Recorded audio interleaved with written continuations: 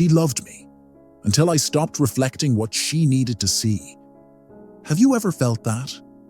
That people don't love you for who you are, but love the image of you they reflect back to them. And when you're tired, when you stop acting, they quietly leave. Maybe you were never loved, but were just made to play a role in someone's heart. I know this might sting, but stay with me. Because what I'm about to share changed everything I thought I knew about love. There's this moment when you realize you've been performing your entire life, adjusting yourself, dimming parts of who you are, amplifying others, all to maintain this carefully crafted image that keeps people close.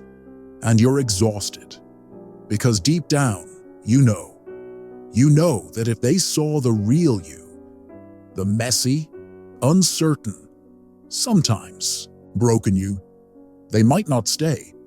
So you keep dancing to their emotional music, hoping the song never ends. But what if I told you that this isn't love at all? What if the very thing you think is keeping people close is actually keeping real love away? What if every time you felt your heart break, it wasn't because love failed you, but because you were trying to love through a mirror? And mirrors can only show distortions of the truth. What if the deepest loneliness you've ever felt wasn't from being alone, but from being with someone who only loved your reflection? We grow up with a model of love that's both beautiful and devastating. That someone will come along and make us feel complete. The missing piece that will finally make sense of all our scattered parts. The person who will see us in ways we've never been seen and love us in ways we've never been loved. But Carl Jung, the pioneering psychologist who understood the human soul like few others, said something that cuts through this beautiful illusion like a sword through silk. Everything that irritates us about others can lead us to an understanding of ourselves. Think about that for a moment. Everything that draws you to someone, everything that repels you, everything that fascinates or frustrates you about another person. Jung says this is actually information about you, about parts of yourself you haven't yet learned to see or accept. Have you ever wondered, why are you attracted to that specific person? Why do certain types of people make your heart race, while others leave you completely indifferent? Why, when they leave you, you not only hurt, but feel like you've lost yourself? Like you don't know who you are anymore without their gaze upon you? Because that person isn't just someone you love. They're a reflection of your unresolved emotions. They're a mirror showing you parts of yourself you haven't learned to see yet. And you're trying to fill the void with an external image instead of healing from within. Jung called this projection. We project onto others what we cannot yet accept in ourselves. We fall in love with our own potential, reflected back to us through someone else's eyes. We mistake this reflection for love itself. But here's what no one tells you. When you're in love with a reflection, you're not really loving them. You're loving what they trigger in you. You're loving the version of yourself you hope to become through them. You're falling in love with your own unlived life, seen through the lens of their existence. And that isn't sustainable. Because reflections shatter, mirrors break, and when they do, you're left staring at yourself, perhaps for the first time, without the comforting distortion of someone else's need for you. This is where real love begins. Not in the reflection, but in the space where reflections end. In the quiet, sometimes frightening space where you meet yourself without any filters, without any performance, without any hope of being anyone other than exactly who you are. Jung knew that this journey, from reflected love to authentic love, is one of the most challenging passages a human soul can make, because it means letting go of the illusion that someone else can save you from yourself. Let me tell you about Sarah. She met him at a coffee shop on a Tuesday afternoon when the light was hitting the windows just right, and everything felt like a scene from a movie she'd always wanted to be in. He was quiet, thoughtful, the way she wished she could be. When he looked at her, really looked at her, she felt seen in a way that made every cell in her body suddenly come alive. For the first time in years, she felt interesting. When he laughed at her jokes, she felt funny. When he asked about her thoughts, she felt intelligent. When he listened to her stories, she felt worthy of being heard. But as months passed, she realized something unsettling. She only felt beautiful when he told her she was. She only felt interesting when he was interested. Her entire sense of self had become dependent on his attention, his validation, his presence. When he was busy with work and couldn't text back immediately, she would spiral into anxiety that felt like drowning. When he seemed distracted during their conversations, she would question everything she had said, analyzing every word for signs of his waning interest. When he was in a bad mood, she would scan through every interaction, wondering what she had done wrong, how she had failed to maintain the perfect image he needed. Sarah wasn't in love with him. She was in love with how she felt about herself when she was with him. This is what Jung meant when he spoke about the dangers of emotional projection. We don't love people for who they are. We love what they trigger in us. A sense of safety, of being seen, of being validated. We fall in love with our own reflection in their eyes. But here's the hidden trap. This can lead to emotional manipulation without you even knowing it. You start adjusting yourself to maintain that reflection. You become what you think they need you to be, not what you actually are. You laugh at jokes that aren't funny to you. You suppress opinions that might create conflict. You mold yourself into the shape of their need, forgetting your own edges, your own texture, your own truth. You become a master of reading their moods, anticipating their needs, adjusting your energy to match what you think they want to receive. You start monitoring their facial expressions, their tone of voice, their body language, looking for signs of approval or disapproval. You become hyper-vigilant to their emotional state because your own emotional state depends on it. You're no longer in relationship with them. You're in relationship with your anxiety about them, and in Jung's understanding, this isn't just harmful to you. It's harmful to them too, because they're not getting to love the real you. They're loving a performance, a beautiful, dedicated performance, but a performance nonetheless. Quick reflection for you. Think about your last relationship. What parts of yourself did you emphasize? What parts did you hide? What version of yourself did you present? Write this down, not to judge yourself, but to see the pattern, to recognize the costume you've been wearing. The mechanism works like this. We have unhealed parts inside us, places where we felt unseen, unworthy, or unloved. When someone gives us attention that soothes these wounds, we mistake that soothing for love.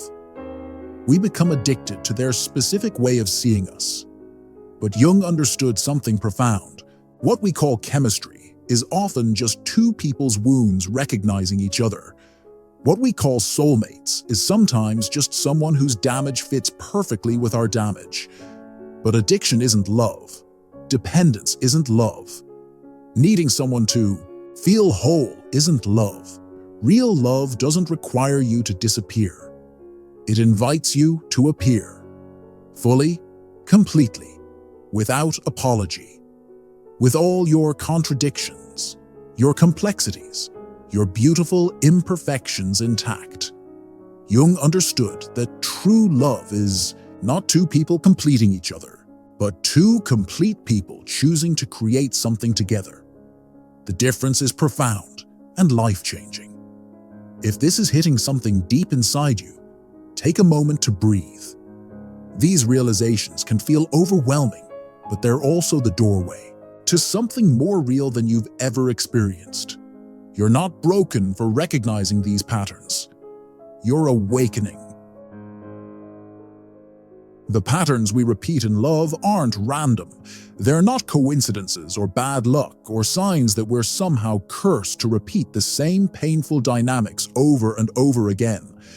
They're deeply rooted in what Jung called our complexes, emotional wounds from childhood that never fully healed, creating templates for how we seek love as adults. These complexes are like emotional algorithms, unconsciously running in the background of your psyche, determining who you're attracted to, what behavior you tolerate, what kind of treatment feels normal to you. Maybe you were the child who had to be perfect to receive attention. Maybe you learned that love was conditional, available only when you were good, successful, pleasing, invisible when you needed comfort. Maybe you were compared to siblings, made to feel that you were never quite enough as you were, that there was always someone better, smarter, more deserving of love. Maybe you grew up in a house where emotions were dangerous, where expressing your needs led to rejection or anger. Maybe you learned that the only safe way to exist was to anticipate what others needed and provide it before they even asked. Or maybe you were the child who had to be strong for everyone else. Maybe you learned that your value came from being the one who didn't need anything, who could handle anything, who never broke down. Maybe you learned that vulnerability was weakness and weakness was unacceptable. These experiences don't just fade away when you become an adult. They don't conveniently disappear when you decide you're ready for a healthy relationship.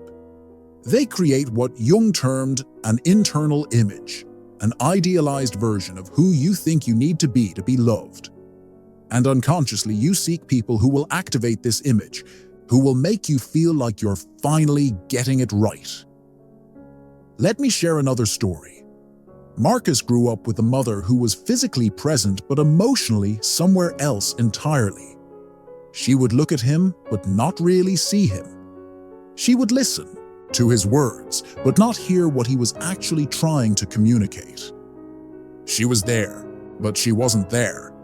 His father was different, but equally unavailable. Always working, always busy, always just out of reach.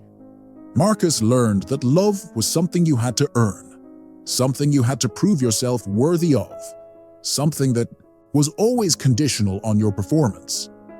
As an adult, Marcus found himself attracted to women who were similarly elusive, interesting, beautiful, but somehow always just out of reach. They would give him just enough attention to keep him interested, but never enough to make him feel secure.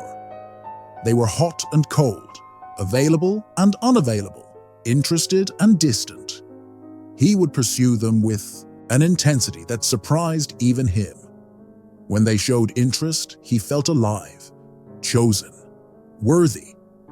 When they pulled away, he felt that familiar childhood panic of not being enough, of being invisible, of being forgotten. He thought this intensity was passion. He thought this constant uncertainty was the price of real love. He thought the anxiety meant it mattered.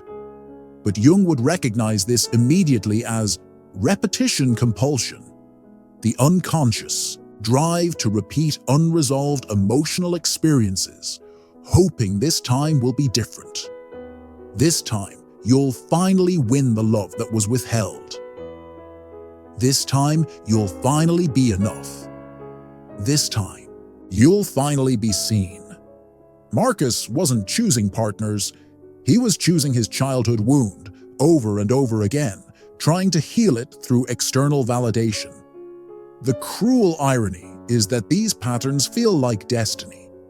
When you meet someone who activates your deepest wound, there's this sense of fate, of this is it, of recognition so profound it takes your breath away.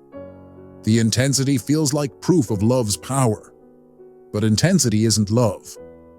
Intensity is often trauma, dressed up in romantic clothing, wearing the mask of passion to hide its true face. Jung understood that we're unconsciously drawn to people who will help us complete unfinished emotional business. The problem is, we can't complete it through them. We can only complete it by understanding it, integrating it, healing it from within. Here's a question to sit with, gently. What was the emotional atmosphere of your childhood home? What did you have to do or be to receive love and attention? What happened when you expressed your authentic needs? Notice how this template might be showing up in your adult relationships, not to blame your past, but to understand your present. Your childhood created what Jung called the wounded child, the part of you that's still seeking the love it didn't receive, still trying to solve problems that were never yours to solve. Until you can give that child what it needs, your own attention, your own compassion, your own unconditional acceptance, you'll keep seeking it in the wrong places. Because here's what no one tells you. That wounded child inside you has exquisite, terrible taste. It will guide you directly to people who can wound it in precisely the same way it was wounded before. Not because it wants more pain, but because it's trying to get your attention. It's trying to show you what needs healing. Jung called this the return of the repressed. All the emotions, needs, and experiences you pushed down as a child will find a way to surface in your adult relationships. They will keep showing up until you learn to see them, understand them, and integrate them.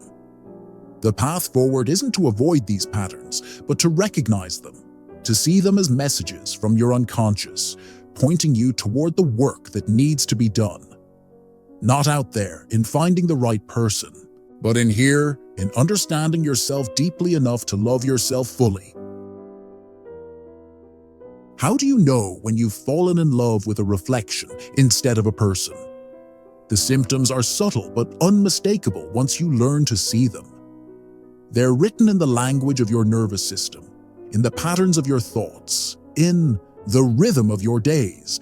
First, there's the emptiness. When they're not around, you feel hollow, incomplete, like someone has scooped out your insides and left you echoing, not just missing them. That's natural. That's the tender ache of love. But feeling like parts of yourself have left with them.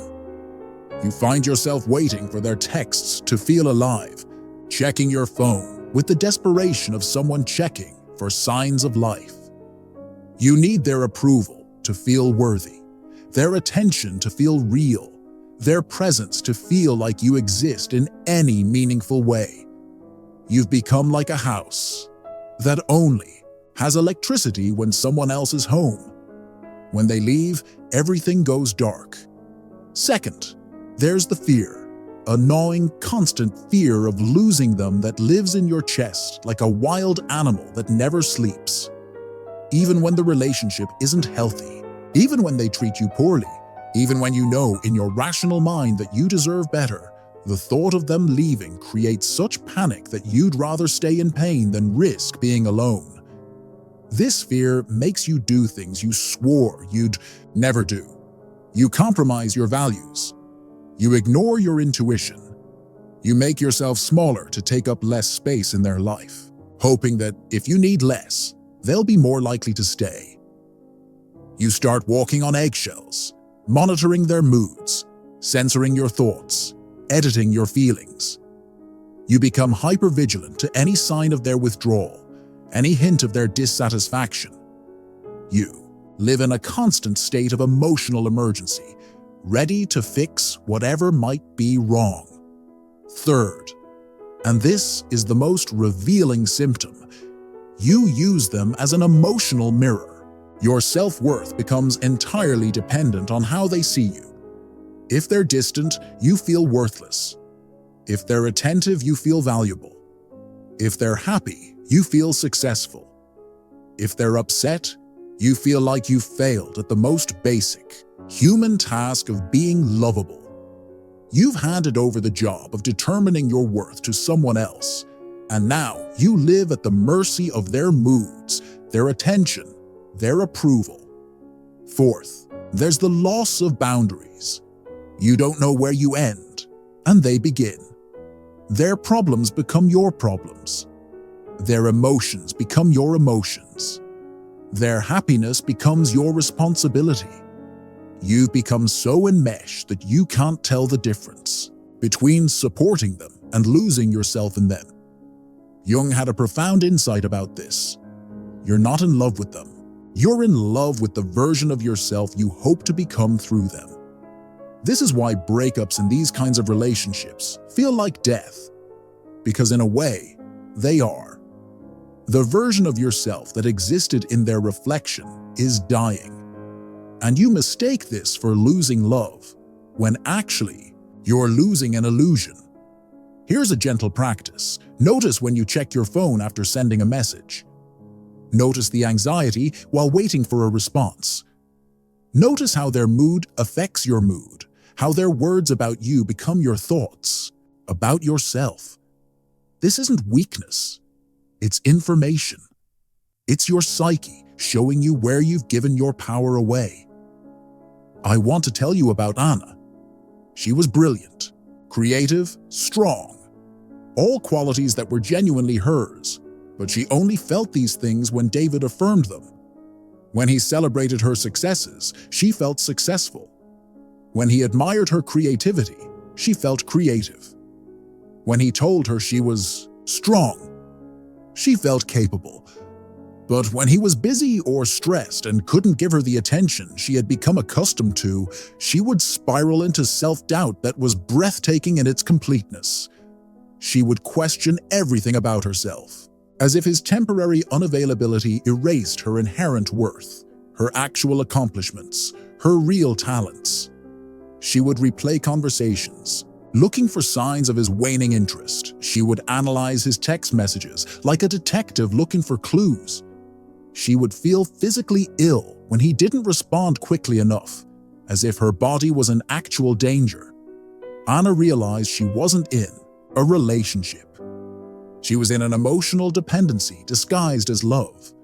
She had made David responsible for her self-esteem, her mood, her sense of reality, and that's not fair to either person. The most painful symptom is the loss of self. You realize you've become so good at being what they need that you no longer know what you need. You've studied their emotional patterns so carefully that you've forgotten your own.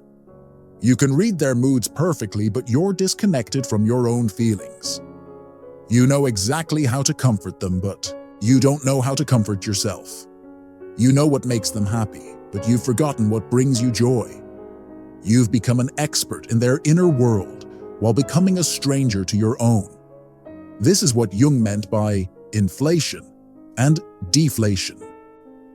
Your sense of self constantly expanding and contracting based on external feedback. One day you're everything, the next day you're nothing, and both states feel equally unreal because they depend on something outside your control. But here's the liberating truth. Recognizing these patterns isn't a sign of failure. It's a sign of awakening. Most people never see these dynamics clearly. They just repeat them, relationship after relationship, wondering why love feels so complicated, so painful, so elusive. You're different. You're here, listening to this, because something in you is ready to stop chasing reflections and start seeing yourself clearly. Pause this video for a moment and look in an actual mirror.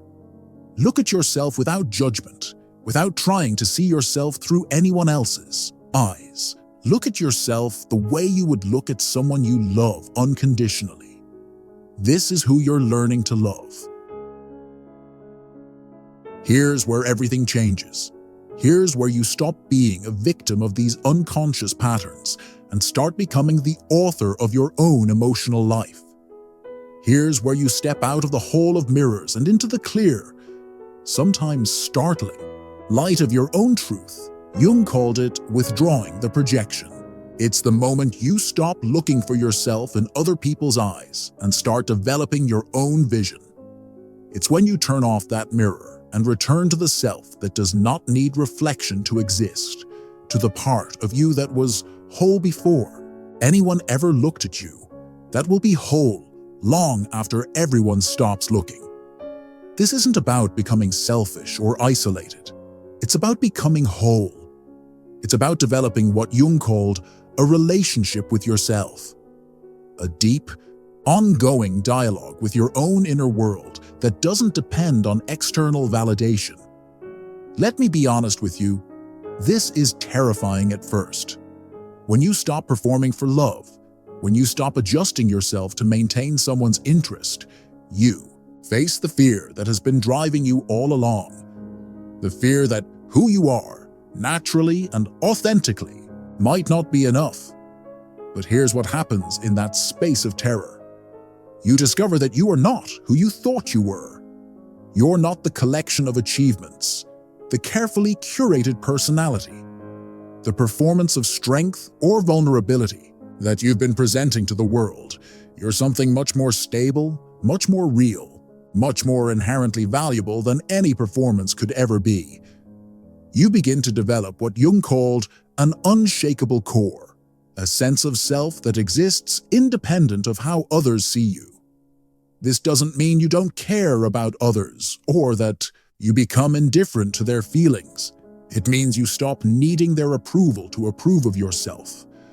Jung spoke of individuation as the process of becoming who you truly are, separate from the collective expectations and projections of others. It's the journey from living your life according to someone else's script to writing your own story. Spend time alone, without distractions. No phone, no music, no tasks to complete, no problems to solve. Just sit with yourself. Notice what comes up. Notice the discomfort, the urge to reach for something external to fill the space. This discomfort is pointing you toward the parts of yourself you've been avoiding. When you start this journey of self-reclamation, you'll notice something interesting. The people who were attracted to your performance may start to distance themselves. This can be painful, but it's also liberating, because you're finally finding out who loves you versus who loves what you do. For them, you'll also notice that you stop feeling the compulsive need to fix others, to be needed by them, to prove your worth through your usefulness. You start to love from a place of fullness rather than emptiness. When you stop looking for others to complete you, something magical happens. You start attracting people who are also complete. Instead of two halves desperately trying to make a whole, instead of two wounds trying to heal each other, you become two whole people choosing to share their wholeness. This is what real love looks like. It's not needy, it's not desperate. It's not trying to heal itself through another person. It's stable, generous, free. It can handle space, differences, even temporary disconnection, because it's rooted in something deeper than emotional dependency. Jung said, "The privilege of a lifetime is to become who you truly are, not who you think you should be to be loved, not who others need you to be to feel comfortable, but who you actually are beneath all the layers of protection and performance. And when you become who you truly are, you stop attracting people who need you to be someone else. You stop choosing people based on how they make you feel about yourself and start choosing them based on who they actually are and whether their actual self harmonizes with your actual self. This is the freedom you've been seeking, not the freedom from love, but freedom within love. The freedom to love without losing yourself, to be loved without performing, to give without depleting yourself, to receive without feeling indebted. The freedom to love from fullness rather than emptiness, from strength rather than need, from choice rather than compulsion. Jung understood that this transformation doesn't happen overnight. It's a process, sometimes lifelong, of coming home to yourself. But every step toward authenticity is a step toward the kind of love that doesn't require you to disappear. You don't have to keep doing it right to be loved. You don't have to adjust yourself to fit the emotional mirror that others need.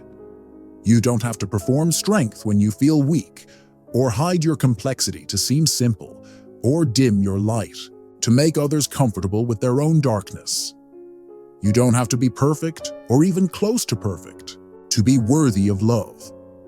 You don't have to solve other people's emotional problems or fill their voids or be the answer to questions they haven't learned to ask themselves yet. True love doesn't come from reflection. It comes from presence. Your presence. Your willingness to show up as you are, in all your beautiful, complicated humanity. The people who are meant to love you will love you not because you complete them, but because your completeness resonates with theirs. They will love your sharp edges as much as your soft ones. They will be curious about your darkness as well as drawn to your light. They will celebrate your independence rather than trying to create dependence. But first, you have to love these things about yourself. You have to stop seeing your wounds as disqualifying and start seeing them as part of your story. You have to stop hiding your needs and start honoring them. You have to stop apologizing for taking up space and start celebrating the unique space only you can fill. Jung understood something profound. You cannot love another person more deeply than you love yourself. Not because you're selfish, but because love is recognition. And you can only recognize in another what you've learned to recognize in yourself. So when you stop chasing reflections, when you start seeing yourself clearly, you begin to see others clearly too. You stop projecting your wounds onto them and start appreciating them for who they are.